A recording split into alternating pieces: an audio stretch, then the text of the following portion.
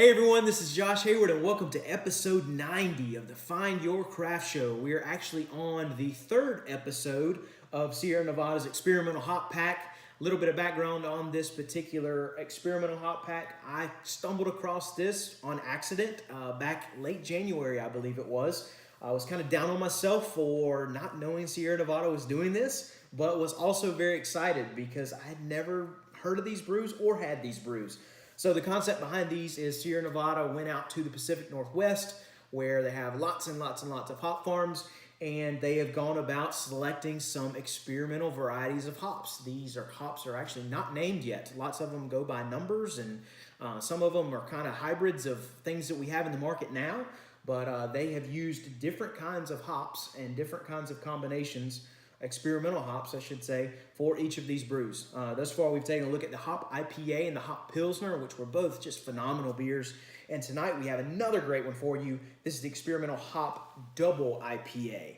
So out of the four in the batch, this is going to be the heaviest. This is going to pack the strongest punch, both in alcohol and in hoppiness, actually.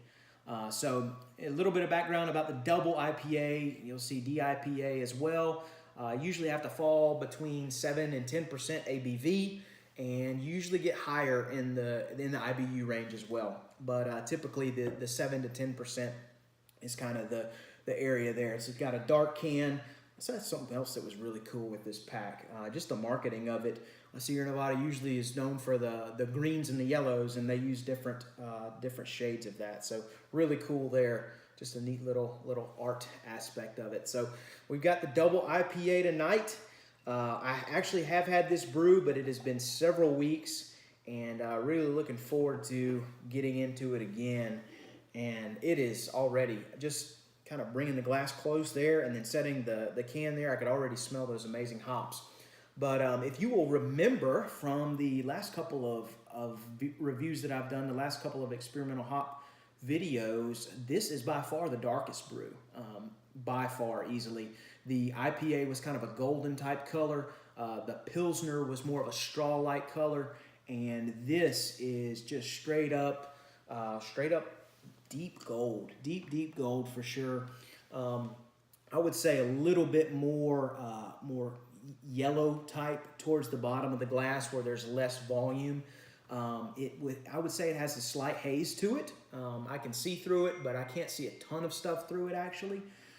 So it is definitely a darker brew here. Another note on the double IPA. Double IPA, of course, having higher alcohol. That higher alcohol comes from the grains that are used. More grains, sometimes darker grains, more fermentable sugars. Higher sugars equals more alcohol. So a lot of times you will see these double IPAs having a darker color due to more malt actually used in the brew. And yeah, it's a beautiful one. I can see the haze kind of floating around in that. It's a very beautiful beer. Strong white head. That's something that all of these have had, a prominent white head. I actually give that a swirl and it becomes even more creamy. I would even say off-white in this particular beer. But I gave it that swirl. I could already smell some of those amazing hop aromas. So let's see what we've got as far as the nose goes. Oh, wow. This is incredible on the nose. The big things I'm getting in here, I'm getting some hoppy aromas that remind me of grapefruit, and then some pine, heavy pine. You hear the term dank. It's kind of along those lines for sure. You can just smell that strong, grassy, piney aroma there, and then a slight sweetness with the grapefruit. I'm not getting much as far as the maltiness goes. Some of these double IPAs, you can get some maltiness on the nose, but I'm not getting much of that here. Again, experimental hop pack, the hops are on display for sure. So let's see what we've got. Without further ado, cheers.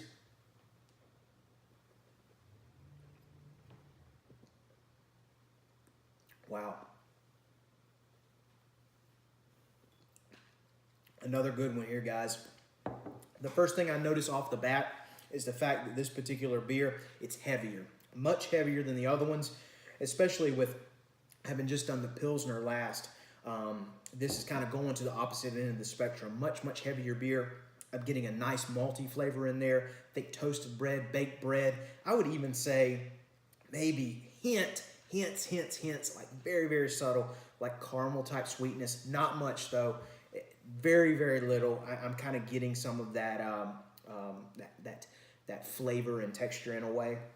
Kind of is reminiscent of caramel, but not much.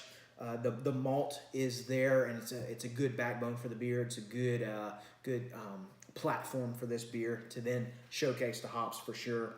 But that anchors it down really well, and then you've got those amazing hop flavors that just punch you right in the face, which is a great punch. So yeah, I'm getting, as far as the hoppiness goes, I'm getting a citrusy grapefruit type flavor. Think of like, if you ever eat a grapefruit, try to eat a grapefruit. You're stabbing it with the spoon and trying to get a piece of it. That really, really strong citrus taste that comes. It's slightly sour, slightly bitter. Just a good, strong taste there. Balances well with that maltiness, I think. And then you get that great danky, again, that term, danky, piney, grassy, hoppy flavor as well that kind of comes in on the back end. And I think it lingers post-sip as well. I'm kind of feeling some of that on the palate still. Also, considerable amount of dryness post-sip, which I like that. Kind of beckons you to take another sip. Not overly dry. I've had some type of hoppy beers where it's just so bitter and so dry, you almost need something to quench your thirst afterwards. But this is a pleasant dryness, a pleasant bite, I would say. And all around a great double IPA. A different vision than the other beers for sure. The IPA, just kind of your standard hoppy beer, great though. The Pilsner, just kind of a vision all to itself. I call it the yard beer, the lawnmower beer. You can drink them on a hot summer day, light, crisp, refreshing with a nice hoppy flavor. This I would like to sip. Just kind of take my time with it, enjoy those flavors, enjoy those aromas, enjoy that maltiness. A little bit heavier beer again. Believe this one comes in at 7 point some odd percent, 67 IBUs actually as well. So a couple of stats on that one. But great brew. Again, as I'm talking, I'm also getting another flavor. A neat part about tasting beer, and in order to get a full taste of beer, is you have to taste it, and then when you breathe out, you're able to taste again through your olfactory senses and all of that good stuff. As I'm breathing out and as I'm talking, I'm getting that grapefruit again, reminding me of eating a grapefruit as a kid.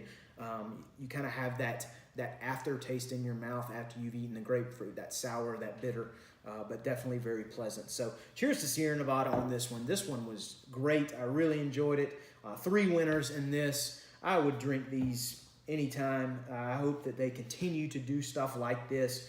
Maybe we'll even see some of these great hops in production. So thank you guys so much for following along. Episode 90 of the Find Your Craft Show is in the books. Cheers to Sierra Nevada and Experimental Hops. You guys have a great night.